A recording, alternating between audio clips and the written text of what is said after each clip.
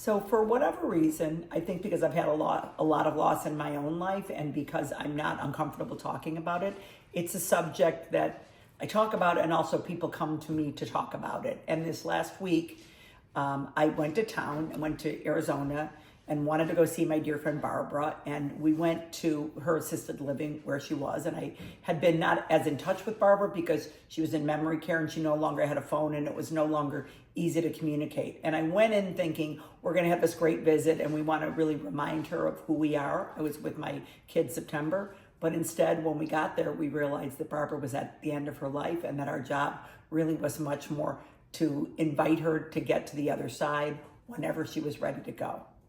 In its own way, death is the most natural thing in the world. And yet I know for many of us, it's like frightening to think about for ourselves and so horrifying to think about losing the people that we love. I think the first death that I was at was by myself, and it was my grandmother. My grandmother was dying. I got on a plane to visit her, and I basically was like, I'm here. I love you. I'd love to be here when you cross over to the other side. And if you want me to be here, I'm leaving at this time tomorrow. And I invite you to do it while I'm here and we can be together. But if you want to do it at another time, I know that your soul is going to know just the right time. And I want to support you in just choosing whatever's right for you. So for my grandmother, she died literally 5 minutes before I was leaving. And it's like there's a kind of veil. It's a very, very sacred moment. And as sad as it was, and I was in my 20s, I was so grateful to be able to be there for her. My mom was sick at the time. I went with the intention of being with her when she crossed over, but life doesn't always work that way. And it's important that souls choose whenever it is that they want to go out.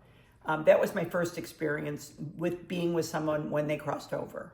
So my next experience was my mother. And if you followed for any period of time, you know my mother is like, well, pretty much the most important person in the world to me. She was definitely our matriarch. And even though she's been gone 26 years, she's very much always a part of my everyday life. I infuse everything I do with her, and I've kind of bring her wherever I go. And we were all with my mom when she died. We surrounded her. We were all there. But a lot of times the soul choosed, and my mom waited until everyone was asleep and it was quiet to sort of walk out the door.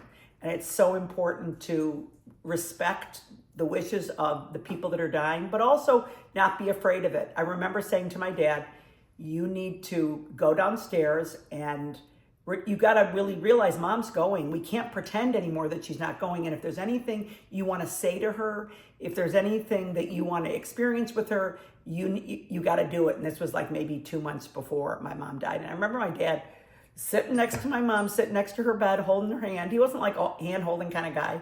But it's important that even though it scares us, that the dying person, it's probably very frightening for. So everything that we can bring, like our confidence, our love, our heart, and to say, I absolutely know that you can do this, and I want you to do it the way that you want to. So whether it's they write letters at the end, whatever it is that they want to do, a life review is to really, really be present and to help that person transition. So the next person I was there for was my dad.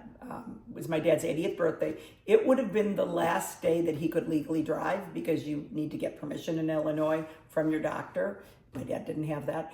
And I think my dad lived such an independent life that the moment he turned 80, he was like, he was done. We took him from the hospital to hospice. And it was a beautiful room and we were all together. And I remember, saying to my dad, my dad saying to me, he said, I've had such an amazing life. And then he said, I think I made a difference, which was the most important thing in the world to my dad, was that he did make a difference in so many amazing ways. But like on his deathbed, that's really what he said. And I'm always struck by that. And I think my sisters and I always try to do what we can to make a difference, to carry that energy of my parents forward.